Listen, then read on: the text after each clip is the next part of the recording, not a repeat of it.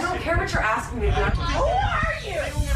Dan, calm down. You guys try me or you tell me to calm down? She went into a full drug-fueled rage. He's yelling in his face. Stop it now! Now! Get off of me! Get off of me! Shut up! You need this! She's the far sickest individual I've ever worked with. You're her mother, and you're standing in the background saying, I'm sorry, I'm sorry. If this doesn't work, she's never going to speak to me again. This is your chance to be the mother you feel you should have been then. The last time you will ever see me. This is going to be a changing day in your life. Have a good show, everybody. Here we go. If it matters to you, that's what I want to talk about. Are we ready to do it? Let's do it.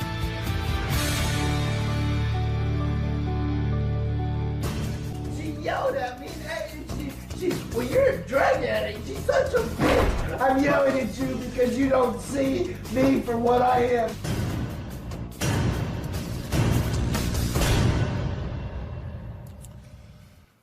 Well, that is typical addict behavior. Screaming, making excuses, irrational outbursts. No one knows how a drug addict behaves better than Brandon.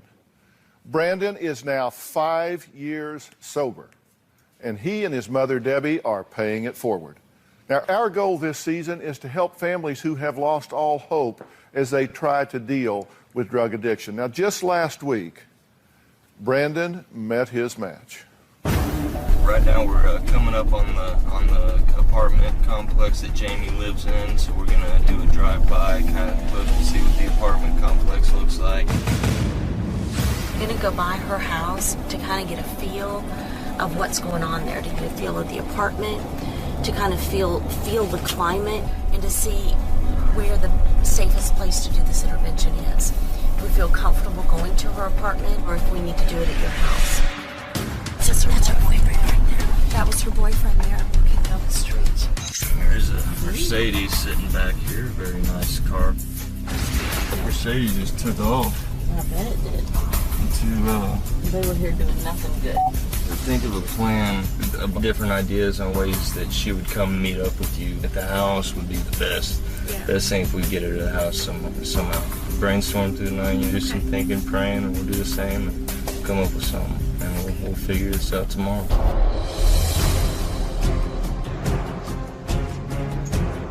Good to see you. Yeah. Thank you guys for being here and supporting this process. We are here to fight for Jaime's life. What drugs do you know for a fact that she's using and how much? Yeah, it started Oxycontins.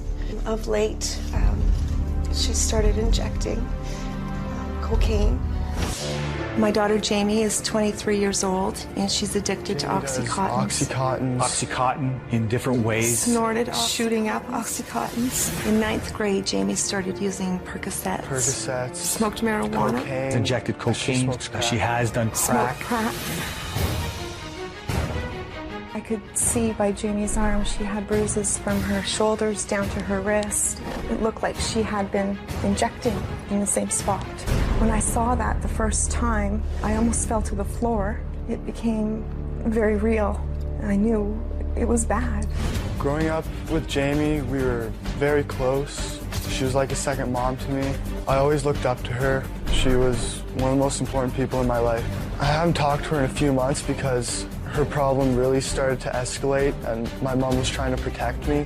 She was a complete tyrant. She just wasn't Jaime anymore. When you look into her eyes, it wasn't her. She wasn't herself. You couldn't talk to her. You couldn't communicate. Jaime's drug abuse has affected Kim in many ways. She doesn't get a lot of sleep at night. Every time the phone rings, she's afraid to answer it. She's afraid to walk in and find her daughter dead. When Jaime first told me she was addicted, my family and I did an intervention. We got her into detox. She stayed there for 3 hours and checked herself out. She ran, and that night she attempted suicide. The police found Jaime laying on her kitchen floor.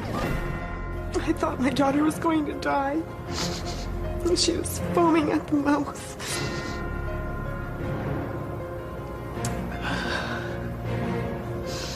You never envisioned seeing your daughter like that. This is the end of the road for her. I can see it, I feel it, and I know it's coming. And I've got to save my daughter. We're all here to save her life. We need help.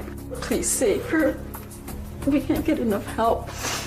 Well, she's worth saving. She's a beautiful girl. I just want her back because every time there was something wrong, I always went to her. She was like my sister. I just want her to get better so bad.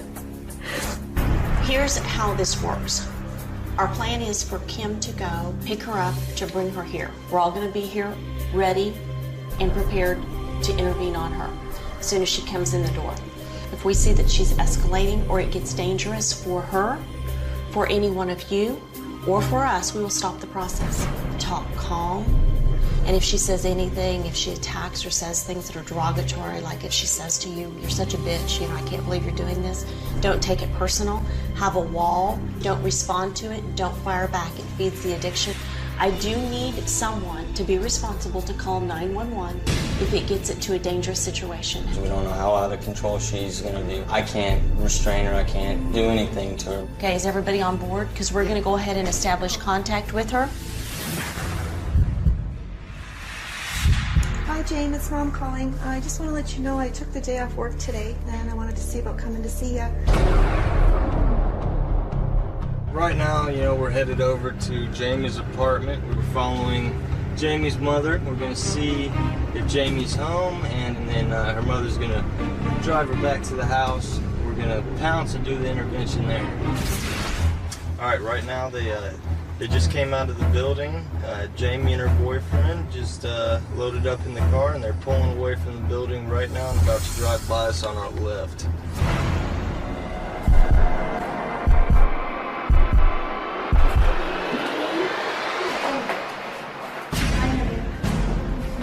Okay, no, we're just here to talk to you. I think you're all right. Get off.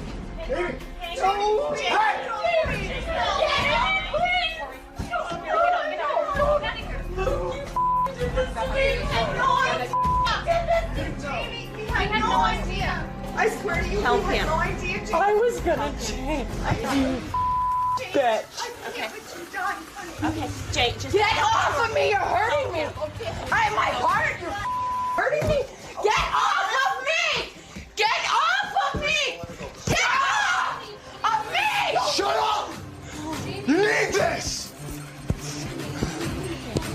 Jaime. Don't! No! I will hurt you. Don't. Do it! No, you guys. Mom! Stop. Get him off of me! Jaime. Okay, Jaime. Wait. Jaime. Get off! Stop. I'm not. Okay, call 911. Get off of me! Not letting you go! Jamie, I can't let you die, honey. I am Jaime. I just wanted to talk to you. Why did you do this? I can't let you die. I will never forgive you. Jamie, don't. Honey, we don't want you to die, honey. Jamie, come on. You guys did this to me. We're gonna help you. Honey, Jamie, I can't let you die. We didn't. We can't. Please don't. Please just hear us out. Give me a lighter. Don't talk to me. You will never see my face again. Don't talk to me. Hear me out. Hear us out. That's all we're asking. Hey, Jaime. Don't talk to Hey, me. Jaime, my I know name's who Brandon. you are. I don't care what your name is. Don't talk to me. Jamie. Jaime, calm down. Why are you so Calm upset? down? I have these people holding me down and lying to me. You guys trap me or you tell me to calm down? Standing up, who's holding you down? Nobody. Okay, then when I walk out the door, no one's gonna hold me? You're not holding. You haven't even heard what we have to say. Quit yelling, please. Hey. Here's a letter. Do you have it? Hey, just hold on. Why are you so upset? What's wrong? Just hear us out. That's all I'm asking. You see what they do to me? You see? I trust her. Hold on. Are you? You're gonna leave? He's not. Look, all we want to do is talk. All this is That's it. talk. Okay. Just calm down. I know this was a surprise. Just calm down. Please. I don't know who you are. Don't come near me. Let me see your arms. You see the bruises? All right. Can we please talk?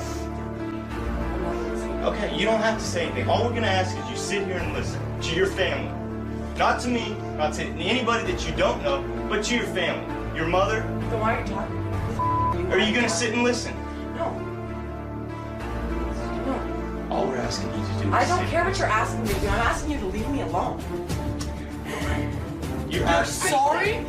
Kimberly? You're out of control. This is the last time you will ever see me. Well, obviously, this got very dramatic, but what happens next shocked the entire family as the intervention continues when we come back.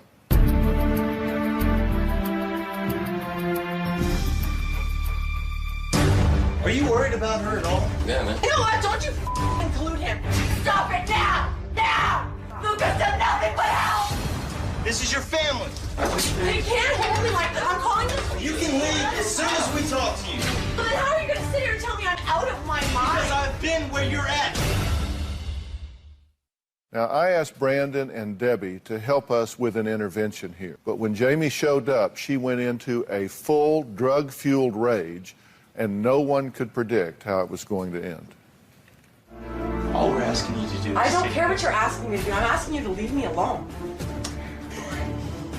You're out of sorry? Kimberly? You're out of control. This is the last time you will ever see me. I don't want to be here. I want to go home. You think they want to be I don't care what they want. Okay? Okay, look, let's start over. Can we start over? No, I want to go home. No. You don't even know me. No, I don't know. So then how are you going to sit here and tell me I'm out of my mind? Because I've been where you're at. I don't care about your life and your sad sob story, and I don't even want you here. Okay, that's fine. I don't know why you're talking to me. Take a breath, calm down. I understand this is a shock, but yelling and screaming is not going to get anything resolved. This is what I expect. Okay, talk to us. My name's Debbie. I'm a counselor and a nurse. This is my son, Brandon. He has been where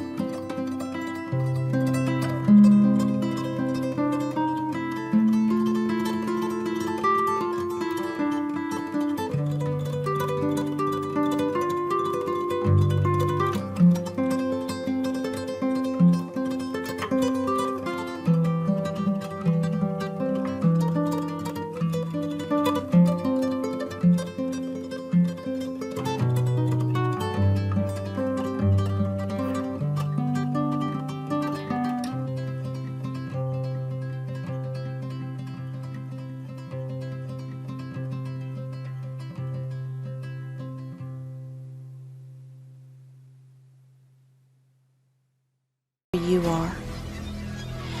Your family is worried about you. I can't believe you would all embarrass me in front of Luke like this. Okay. Do you know Hold how on. embarrassed I am right now? Luke is No, you also don't get, worried. No, Wait, wait. Don't you involve him. He would never do this to me. Luke, are you aware that No, don't you include him in this. Luke, if you want to go outside, don't you include him in this. Okay. He's not a backstabbing, lying piece of Okay, that's all of us. That's fine. You're gonna leave me here? Luke, no. You're gonna shut the door on my boyfriend? No. I thought he was leaving. Before you lock him out, no. You. Quit yelling at me. Nobody is taking him away from me. Okay, yeah, it's not. No, this is my boyfriend, so I don't have to. Yes, you do. This is your family. No, they're not. They're not. You just want to continue doing what you're doing. Yeah. Sticking a needle in your arm. That's what I want to do. Killing yourself. Yeah. Sure. Well, we're not going to let you do that. You know, are you worried about her at all? Yeah, man. And you know what? Don't you include him. Please, Luke, don't say a word to this guy, please. Okay, that's fine. I won't talk to him again. I'm here to talk to you, but you're not talking to me. You're yelling at me. And you're yelling at your family. They can't hold me like that. I'm calling the police. You can leave as soon as we talk to you. If you put him in jail for trying to help me, yes, you are. He's pushing. He's yelling in his face. Stop it now. You're the one. Now. If you were... Luke does not deserve this. You just sat there thanking him, and he deserves this. Lucas does nothing but help. You told me last night that you and Luke actually had to sit down and you talked calmly and you worked out a problem you two were. That's all we're trying to do. Let's try to do that right now. Okay? That's all we're asking. The family was trying to do an intervention. The daughter has been using drugs for a period of time, so she is completely out of control. I can't believe you're embarrassing me like this in front of Luke. How could you do that? How could you embarrass me like this in front of him? Luke understands, Jamie. Oh my God. Okay, talk to How me. do I get to go home? Stop yelling at your mom. Don't talk to me. This is my mother, and you treat her I don't care. I asked you to treat my boyfriend with respect. You don't like the way I'm talking to your mother. I don't like the way you're talking to me or my boyfriend, the people I care about. I don't like the situation I walked into when a loving family is trying to help you save your life. You see yourself? You don't know me. Look at Don't your bruises assume. on your arm. So what? How is that your The police are business? here. I'm done. The police are here. You can Now you talk to them. Come on outside with us for a second. We'll talk about it. Well, only difference between you 5 years ago and her is she has a ponytail. Yeah, and shorter shorts than I wear. Yeah, because seriously, Yeah. This is what I want people to know and understand as we go forward here. This behavior is not atypical in any. Realizes, wait a minute, somebody is getting ready to threaten my access to drugs. Somebody is getting ready to threaten my ability to do what I've been doing. What did you think when you heard all of this coming out of her mouth? It's not unusual. We often see this type of behavior. We were watching her more than what was coming out of her mouth in order to be able to respond and keep everyone safe. Now, if you suspect that your child is using drugs, I want you to go to drphil.com because Brandon has some firsthand advice of what to look for. Having lived that life of an active addict every day, he's going to be your friend at the factory and tell you, here's where they hide it, here's how they do it, these are the things to look for, just kind of the tricks and trade of those that are living this self-destructive life. Coming up, we're going to see what happened after the police arrived, and we're going to find out why an ambulance had to be called to the scene as well.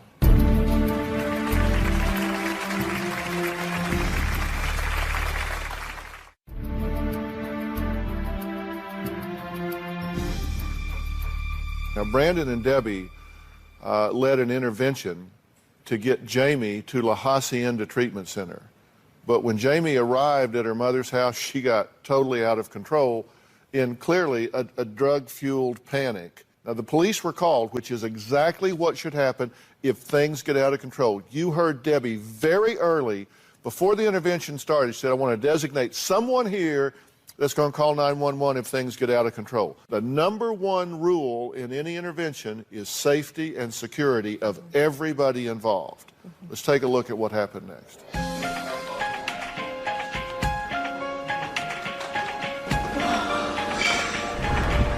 I had no choice. I can't let her die. Police were called because she went out of control. She's the far sickest individual I've ever worked with.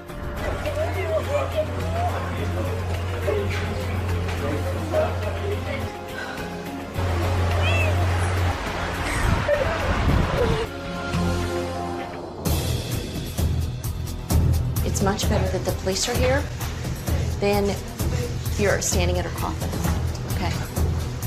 The police contact the ambulance to have medical professionals come here and actually check her out. That way they can have a medical assessment and determine what the next step is. This is a start. This is a start. She's calmed down in there. The door's open. The police are talking to her. She doesn't. I know how hard it is for the family to see something like this happen. I can't tell you how difficult it is to see someone you love in handcuffs or taken away, but it may be the only thing that saves her life.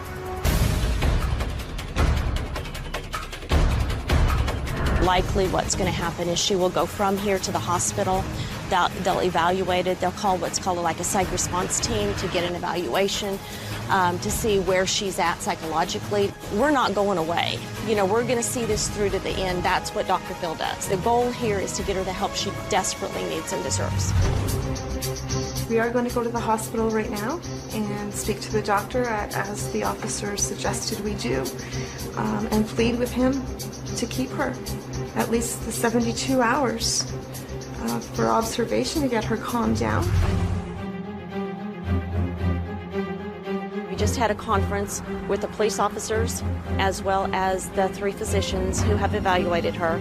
They are going to go ahead and hold her for 24 hours. There's going to be a psychiatric evaluation in the morning with a possible 72-hour hold. Hopefully they can do the evaluation tomorrow and we can get her on her way to treatment in the morning. We definitely haven't lost any hope for this case. You know, as long as there's a beating heart and she's still alive, she's safe for tonight, we're still going to be here, you know, trying to get her the help she needs.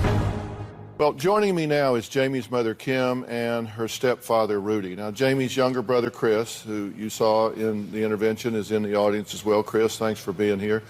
One of the things that bothered me about this, in this intervention, we have Debbie and Brandon who are there on my behalf, who bring an expertise, and it's clear they did. And you've got a 15-year-old son over here who is taking the lead in this almost as a parent trying to contain his older sister, and you're standing in the background saying, I'm sorry, I'm sorry, I'm sorry. Now, you say it's because you feel guilty. If you feel guilty about having done things wrong, wouldn't this be the time to step up and do something right? It's like, okay, I have a chance. I have reached out to Dr. Phil. He has sent me the pros from Dover. We have a team here. We have a plan. We have a place to go. I am actually bringing you something that is life-saving, healthy, and good, and I'm going to stand back and apologize for that? I don't get that. I'm afraid of Jaime. I was afraid of her reaction. I felt if this doesn't work, she's never going to speak to me again. If this doesn't work, she'll never speak to you again because she won't be able to. So you were basically being selfish in this situation. You wanted to kind of play the good guy, not take the lead and be the bad cop here because you didn't want her to be mad at you. Look, this isn't even almost over. You've got to plug in here. You can screw this up big time if we don't get some clarity about what's going on here. You very rightly said, call 911. Not going to play this game. You contained her. I hated to see you have to do that. I'm glad that you had initiative and that you love and care about your sister. I don't think that's a job for a 15-year-old. And It got more physical than I wanted it to get. I would have waited for the police to come and calm this situation down. But you were passive in this, and you can't be passive in this, Kim. To learn. She's bullied you. She's intimidated you. You agree with that, Rudy? I agree with that. You're absolutely correct. Jaime just seems to know how to manipulate Kim. And it's happened often. I guess she's just afraid. She doesn't know where she's going to go, what she's going to do. Well, all right. So where is she going to go? How far will she push this, and what's the outcome going to be? We're going to talk about all of that and what needs to happen next when we come back.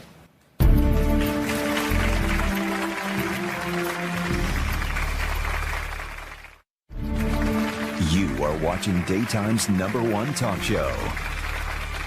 Okay, I'm here with Brandon, Debbie, Kim, and Rudy. Now, Kim is Jamie's mother. Rudy is the stepfather. Chris is here. He's the younger brother that took a very active role in this intervention. And Kim, I seem to be focusing on you here because you're her mother.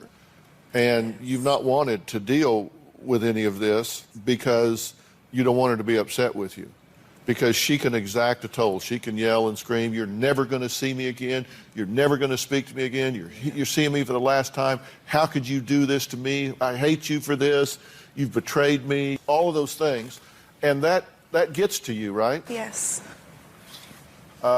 So you would rather do what it takes to make yourself feel better than to give her a chance to get this monkey off her back and have a chance to live? I never looked at it that way. Well, let's look at it that way. It's like, okay, I can tell her what she wants to hear, so maybe she won't be mad at me, and therefore I won't feel like I've failed her, even though I know I am. Because I know, as her mother, I need to tell her the truth. I need to lead her to treatment. I need to be a strong person in this that requires her to stand up and be the intelligent young woman she can be. But she might not like me for that, so I'm going to do what makes me feel better, and the hell with her. I have tried standing up to her in that way, and she blocks me out. She cuts me out. She always does come back when she needs something. And it scares me when, she blocks me out, because then I have absolutely no idea what she's doing, where she's at. So you disagree with what I'm saying? No, I totally agree with what you're saying. Well, no, because you don't, because you're saying, no, I have stood up to her before. I'm just not standing up to her now. I'm allowing her to kill herself now. And Kim, you can't do that. Listen. Your role in this going forward is huge. Debbie, how important is this? I mean, you've been through this. Brandon, how important was it that your mother finally stood up and said, "That's enough"? It was huge. I mean, she was the biggest enabler in the world for me. She gave me the money to go get my drugs, even though she thought it was for clothes or food or whatever, but I could go make a peanut butter and jelly sandwich instead of going and buying a $20 meal. And I manipulated her, and I was so sick that I did that to my mother, and there was no link that I wouldn't go to get what I needed. And she will continue to manipulate you and drive you crazy until you say enough is enough and get tough with her and say, "That's it.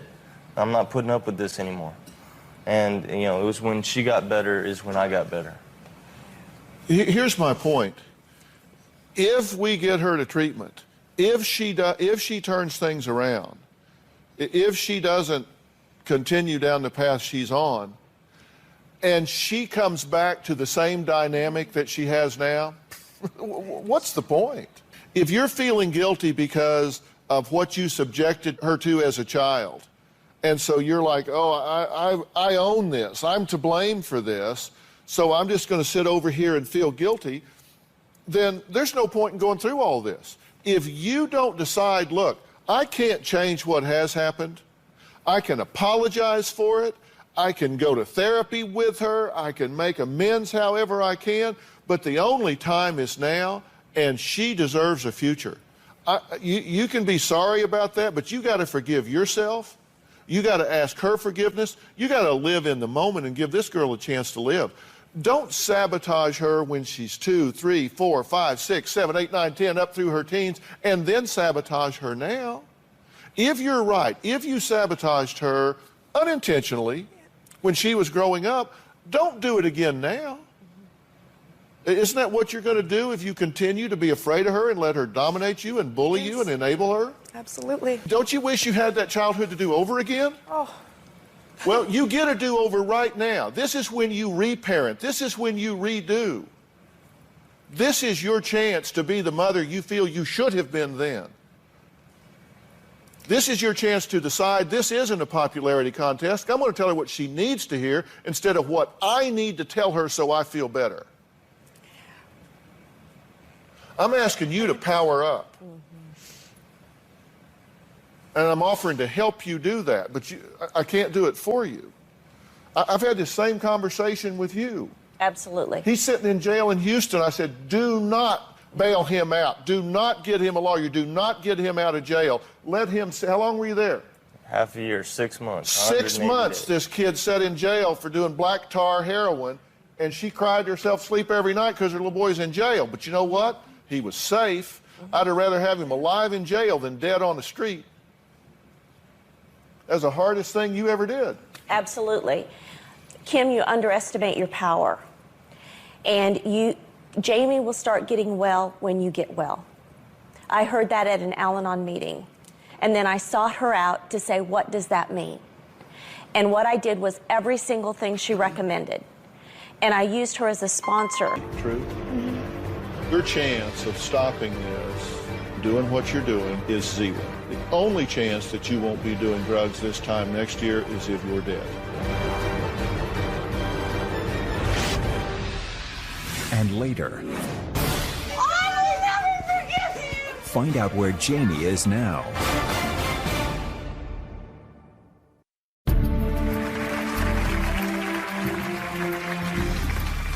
Kim wrote the show after seeing our drug intervention with 20-year-old Carly. Now, Carly, like Kim's daughter Jaime, was defiant, did not want any help, and had just smoked OxyContin the morning of the show. My 20-year-old daughter, Carly, is addicted to drugs. In August of this year, she overdosed on heroin. She almost died. You've been doing drugs since when? Since I was 12. 8 years. You're high as we speak. You OD'd already and had to be resuscitated, true? It's very common, especially in Newport. OxyContin is very big. Pretty much all of Orange County, I would say. I don't feel like it's a problem. I feel it's just something I do. Your chance of stopping this by going through some outpatient detox and doing therapy, living where you're living, doing what you're doing, is zero. The only chance that you won't be doing drugs this time next year is if you're dead. We've had 3 or 4 friends die in the last year from OxyContin and or heroin. We were supposed to come to Dr. Phil's show and you couldn't get out of bed. You were very sick and you told me you couldn't go unless you had some Oxy, so I gave you the money to go get it. And I feel horrible for that. I want you to be okay. I'm worried you're gonna die. I can't live without you, Carly. Brandon sat in this chair. He's been through what you've been through. He's now 4 years clean and sober at it. He's just a boy version of you. Brandon, what do you want to say? I know you need this. I know where you're at. I know that you feel like you're in a dark place, but you don't want to accept the help. You don't know what it feels like to be normal anymore. OxyContin is a very powerful opiate. It's the pharmaceutical grade of heroin. You can't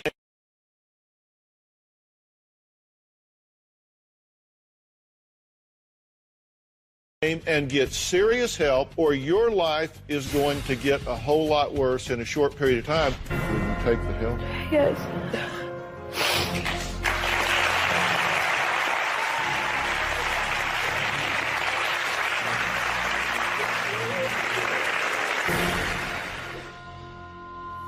Well, Carly left the stage and went directly to treatment at the La Hacienda Center in Texas.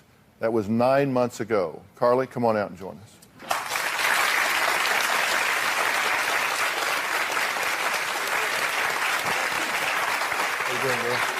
Good to see you. You too. Very good to see you. Proud of you. Good job, kiddo.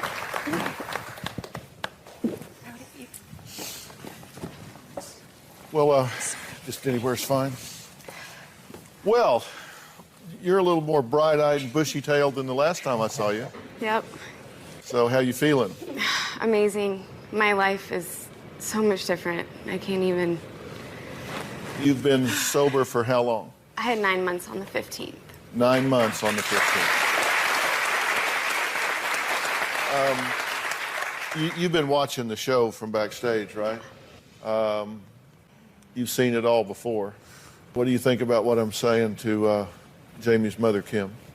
I think it's all true. I mean, enabling is the hardest part of it all. My mom was a huge enabler, too. And if she wouldn't have brought me here and forced me to go to treatment, then I would have died. And my life is so different now, and I don't know, no one ever thought I would stay sober. I never thought I would even be alive right now. And if she really wants this and she works hard, La Hacienda will help her, and it's amazing there. What do you want to say, Sue? I just wanted to say that I'm really proud of Carly. I've never thought she'd get here. And I want to tell you that Brandon was my hope, and now hopefully Carly can be your hope. I know how I felt when I was sitting here. I felt just like you did, like you had no hope. But watching them is just, I'm just so thankful. It's changed my life. And I just wanted to tell you that I almost didn't write the show because I was afraid of Carly's reaction. I went behind her back and I was afraid. But I just kept talking to myself and saying, you know what? It's either she's going to die or she's going to not ever talk to you again. And at least she'd still be alive. Yeah. So those were my choices. And you just have to be the parent and step up to the plate and, do what you have to do. I believe that she wants you to do that because you can ask either one of these two and they would say the same thing now. She needs you to do that for her. Now, if you're worried that you may be enabling your child's bad behavior, I want you to go to drphil.com right now, and you can take our quiz on enabling. It's not all common sense. You may think, well, you either know it or you don't. That's not true. There are things that you go, well, I never thought of that as enabling. I thought I was giving him money for school or for food. Yeah, come on. They eat at a friend's house. They use the money to buy drugs. It's not all common sense. Take the quiz. Coming up, I'm going to tell you where Jaime is now and how she's doing. This is not a success-only journey. This is a tough, tough disease. We'll be right back.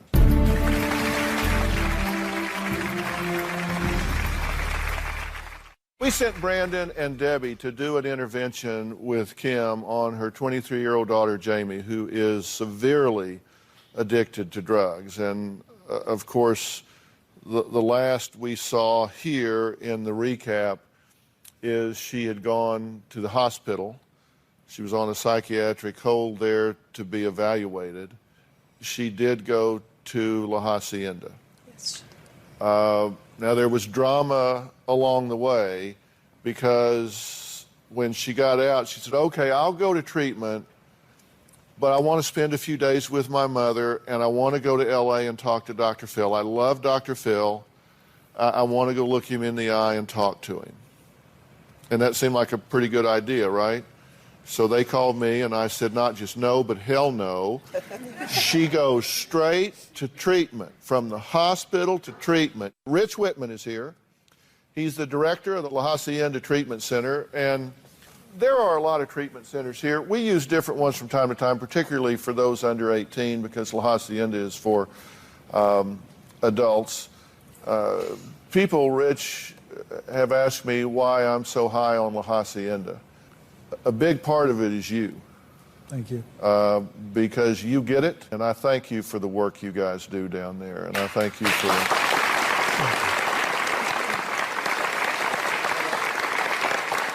She made it to treatment. She fought it all the way. She fought it when she got there. but the worm is turning. And she seems to be embracing and immersing herself in the program. Things are moving in the right direction, possibly for the first time since this child was 12, 13 years old. So in a matter of just 4 or 5 days, a huge turn has happened in this young girl's life. So I hope you're excited about that. I'm very excited. And you've got to do the right thing and get yourself ready to be a player in this moving down the road. True? Yes. It's very important that the family get their minds right while you're getting your mind right. Yep. We'll be right back.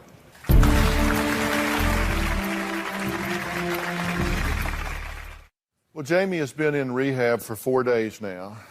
She called her mom last night. What did she say to you, Kim? She said, Mom, I have something I need to talk to you about. And she said, I just want to say thank you for getting me here.